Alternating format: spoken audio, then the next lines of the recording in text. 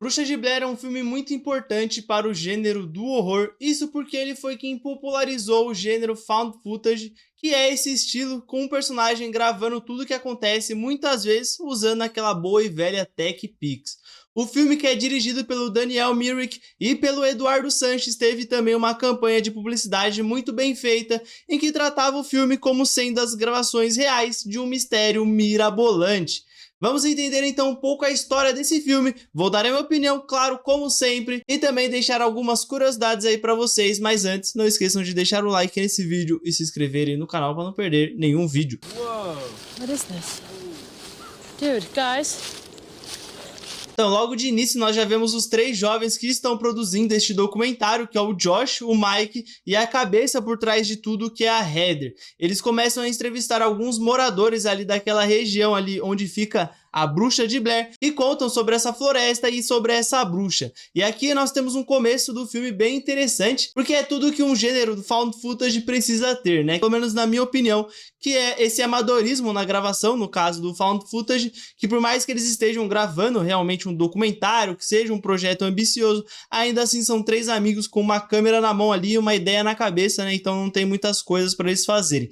Além de termos também o mistério todo sendo criado ao redor dessa floresta e também dessa bruxa. Um desses moradores disse que um homem se perdeu na floresta e ficou bitolado. Ele levou 7 crianças para o meio do mato e matou cada uma delas. I guess nobody knew at first, but the police finally went up on the mountain and they searched his house and they found the bodies of 7 kids from the area. O que já ajuda a criar bem esse mistério, pois nós não sabemos se essas pessoas estão sendo 100% honestas ou se estão apenas querendo inflar um pouco aquele folclore local, né? Porém, mais entrevistas vão se seguindo até que um pescador diz que sabe de uma outra história de uma mulher que entrou no meio daquele mato e nunca mais voltou, o que leva a pensar algumas coisas nesse ponto aqui do vídeo. A primeira coisa é que por que com tantas mortes e desaparecimentos, a polícia não fechou a mata ou começou a investigar ela?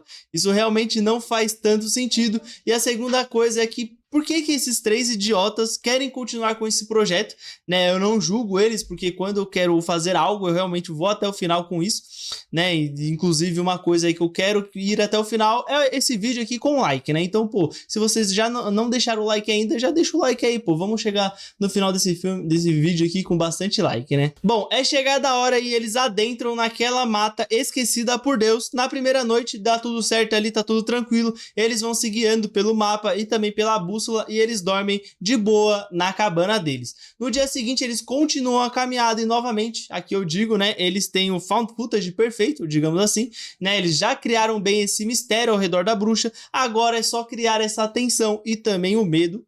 Nós vamos ver se eles vão fazer isso, né? A gravação, ela é muito amadora, o que para o gênero é um baita elogio, né? As falas parecem todas improvisadas. É como se eles tivessem um roteiro do que fazer, mas não do que falar. E eles fossem guiados mais pela vibe, pelo feeling ali e sabendo quando improvisar e quando não, né? Surprised by our little Mikey. Our little Our little Mikey.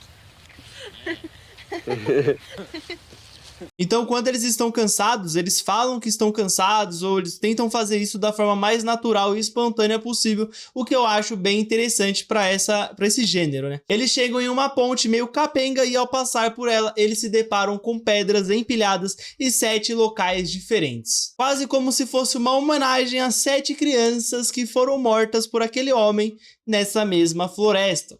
O que é bem estranho, né? Além das 7 pedras, eles ouvem um barulho esquisito ali, decidem investigar, mas acabam saindo da rota e acabam se perdendo por conta disso, né? Eles começam a ficar cada vez mais e mais cansados e bravos, porque eles não sabem onde eles estão, quando novamente se veem perdidos ao voltar para o carro. Eles decidem voltar para o carro, mas eles não se acham.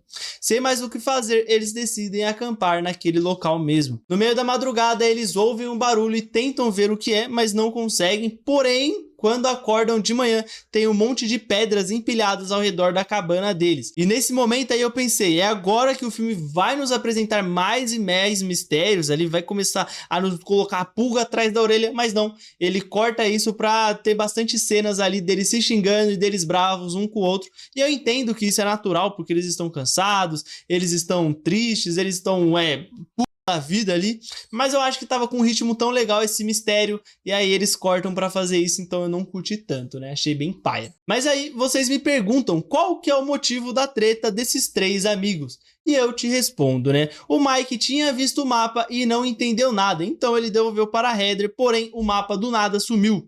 E aí a Heather diz que não viu o mapa, o Mike e o Josh também dizem a mesma coisa. Então eles começam a culpar a garota, afinal de contas, quem estava com ela era ele. Não, pô. Quem estava com ele era ela. Eles então tentam usar a bússola para se guiar, né? E aí eles acabam atravessando um rio ali e o Mike começa a rir muito. Ele começa a coringar real e de fato ele estava coringado. E ele realmente se revela o malditão do grupo, dizendo que ele pegou o mapa da Heather, ele não entendeu o mapa e ele decidiu jogar no rio.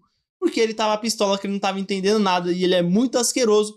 Porque a Heather, ela sim sabia ler o mapa, né? O Josh, ele fica pistola com ele, vai pra cima dele, mas a Heather, ali tenta acalmar os ânimos ali dos dois e toma a liderança usando a bússola. E eu vi em alguns vídeos que os diretores, eles improvisavam as maiorias das coisas, né? Como as pedras na cabana e muito mais coisas, para que assim a reação dos nossos atores fossem as mais naturais possíveis. Mas eu queria realmente saber se o Mike ter jogado o mapa fora também foi algo improvisado, ou se eles já sabiam que iriam acontecer, né? No caso, a Heather e também o Josh já sabiam que isso ia acontecer. Eu acho que não, porque a reação deles é realmente de uma descrença ali absoluta, eu acho que é bem natural e dá pra ver ali a raiva genuína dos dois atores, né? Uma coisa que eu sei que foi improvisada assim são os bonecos voodoos que esses três amigos vão encontrando pelo caminho. E aqui chega uma coisa que eu preciso comentar, que eu gosto de como eles criam esse mistério, né? Eu acho interessante, só que eu não curto tanto essa vibe deles mostrar o mistério ali, mostrar as pessoas, e aí no dia seguinte eles só estão bravos um com o outro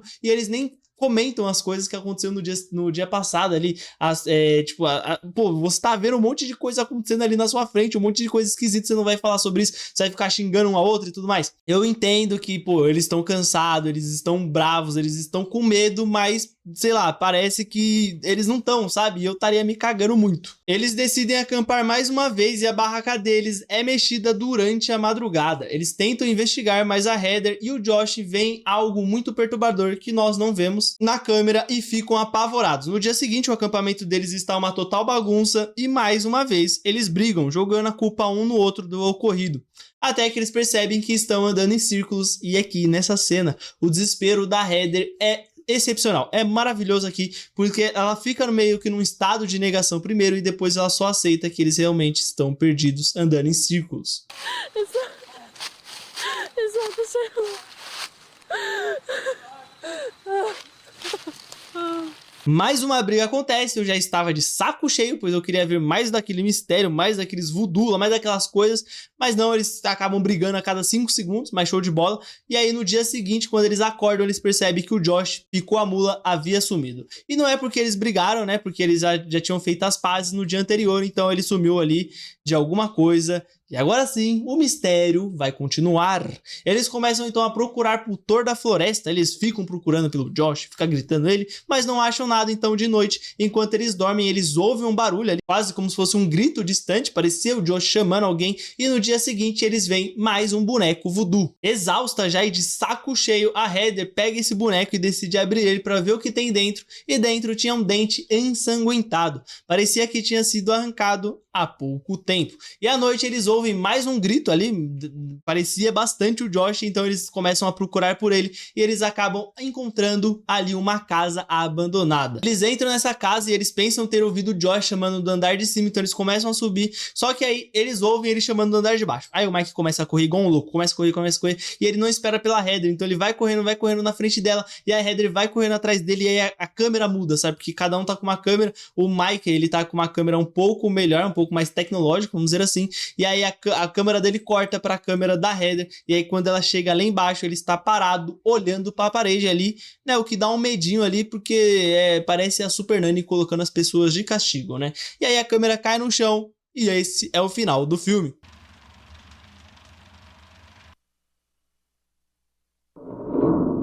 Bom, eu confesso que eu não achei grandes coisas esse filme. Eu acho que o mistério que ele é criado ali é interessante, tem várias paradas enigmáticas e deve ter dado um trabalho danado ter feito tudo isso à mão e tudo mais. Porém, toda a cena que se passava de dia, eles brigavam e eu tava ficando de saco cheio disso. Uma encheção de linguiça aparecia e eu não tava querendo saber mais sobre aqueles caras, eu só queria saber sobre o mistério e eu queria saber como eles estavam construindo aquele mistério, que eu achei uma forma bem criativa, bem interessante. Mas o fato é que esse filme é realmente muito importante para o gênero do terror, pois ele popularizou esse gênero found footage, que é um gênero que eu particularmente gosto bastante, é o que mais me dá medo, né? Mas e aí, o que vocês acharam? Deixem aí nos comentários. E agora vamos para as curiosidades rápidas. Alguns filmes demoram para serem gravados, porém com A Bruxa de Blair as gravações duraram apenas 8 dias, porém a edição dele foi um pouco mais complicada e durou 8 meses.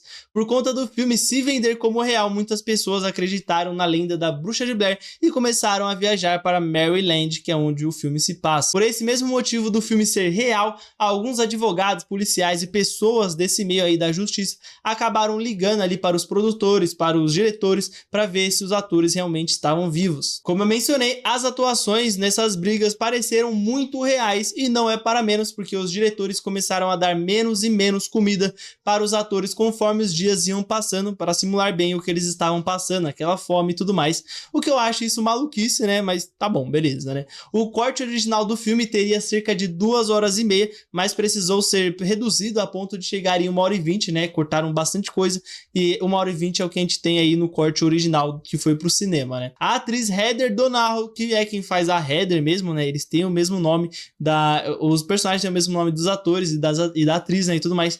Ela disse que teve dificuldades depois do longa, isso porque ela não conseguiu arrumar mais trabalhos e até teve alguns encontros bem esquisitos ao longo de sua vida, né? O filme custou $60 mil, o que é bem pouco, dada essa indústria, né? Comparado a algumas produções de Hollywood, é bem pouco, e faturou incríveis $250 milhões, né? Que foi bastante coisa. Inclusive, teve uma continuação que não é tão bem falada. No Rotten Tomatoes, o filme tem uma avaliação de 86% de aprovação das críticas, o que é bem interessante, e 56% da audiência. Já no IMDb, ele tem uma nota ali média de 6,5. Porque também eu acho que não tá ruim. Mas é isso então, esse foi o vídeo sobre Bruxa de Blair. Não esqueçam de comentar aqui o que vocês acharam do vídeo e também do filme. Eu vou deixar outros 2 vídeos aí pra vocês assistirem aí. Não esqueçam de deixar o like nesse vídeo, que ajuda demais o canal a crescer. E se você gostou, já deixa o like, né? Deixa o like aí que vai ajudar bastante. E também se inscrevam no canal pra não perder os futuros vídeos, inclusive ativem o sininho, porque chega a notificação e eu tô postando vídeo aí, às vezes, em dias ali que não é de segunda, quarta e sexta, que é quando eu normalmente posto, né? Compartilha com quem gosta desse gênero found footage, confiram a descrição desse vídeo. É isso, muito obrigado e até o próximo filme.